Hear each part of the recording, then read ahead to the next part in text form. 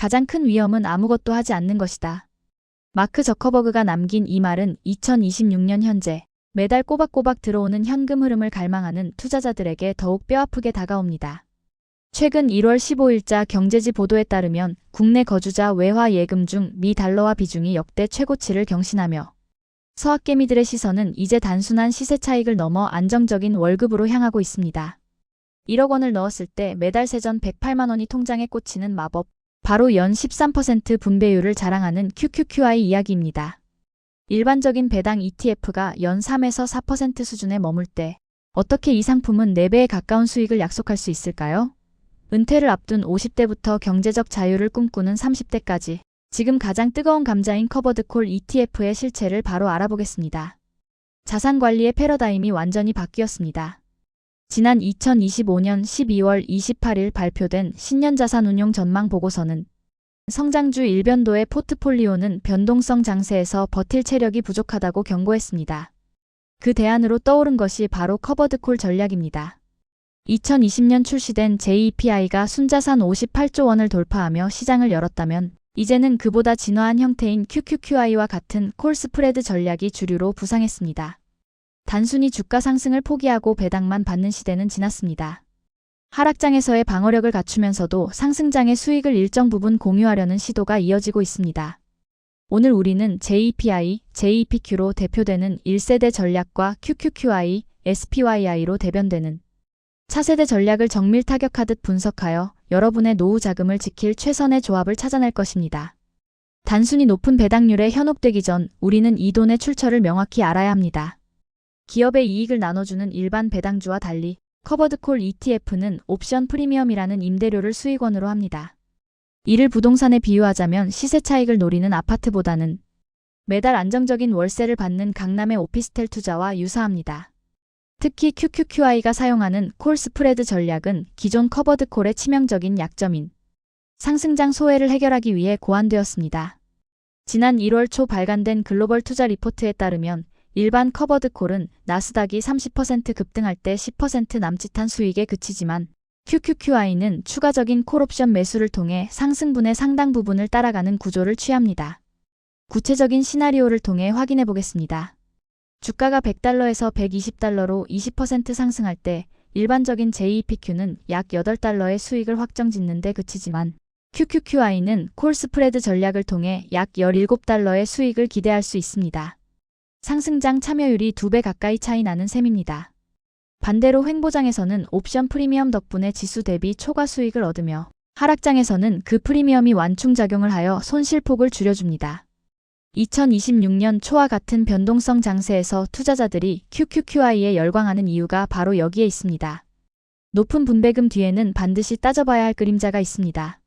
바로 세금과 운용 보수입니다. 미국 ETF인 QQQI는 분배금 수령 시 15%의 배당소득세를 미국 현지에서 원천 징수합니다. 하지만 한국 투자자에게 더 무서운 것은 금융소득 종합과세입니다. 2026년 현재 법령에 따르면 이자와 배당소득의 합계가 연 2천만 원을 초과할 경우 다른 소득과 합산되어 최고 49.5%의 세율이 적용될 수 있습니다. 건강보험료 인상 역시 간과할 수 없는 문제입니다. 지역가입자의 경우 연 2천만 원 이상의 금융소득이 발생하면 보험료 산정 기준이 급격히 올라가 배당으로 번 돈 상당액을 보험료로 납부해야 하는 상황이 발생할 수 있습니다. 또한 QQQI의 운용 보수는 0.68%로 0.35% 수준인 JEPI에 비해 2배 가까이 높습니다. 1억 원을 20년 동안 장기 투자한다고 가정했을 때 이 보수 차이로 발생하는 최종 자산 규모의 격차는 수천만 원에 달할 수 있습니다. 특히 QQQI의 분배금 중 상당 부분이 자본 환원 ROC로 분류되어 미국 내에서는 절세 효과가 있지만 한국 세법상으로는 이를 구분하지 않고 전액 배당소득으로 간주한다는 점을 반드시 기억해야 합니다. 절세라는 달콤한 유혹이 한국 투자자에게는 해당되지 않는 반쪽짜리 정보일 수 있다는 뜻입니다. 그렇다면 우리는 이 강력한 도구를 어떻게 활용해야 할까요? 결론은 여러분의 투자 시계열에 달려 있습니다. 30에서 40대 직장인은 아직은 자산을 불려야 할 시기입니다.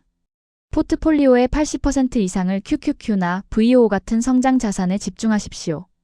QQQI는 전체 자산의 10에서 20% 이내로 제한하여 매달 들어오는 분배금을 다시 성장주에 재투자하는 복리 가속기로 활용하는 것이 현명합니다. 50대 은퇴 준비자는 현금 흐름과 성장의 밸런스가 중요합니다.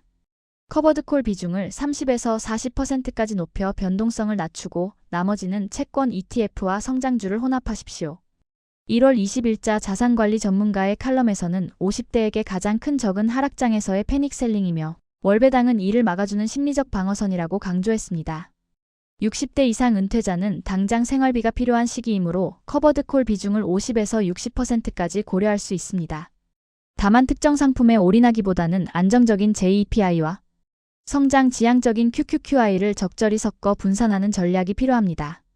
어떤 경우에도 100% 몰빵 투자는 금물입니다.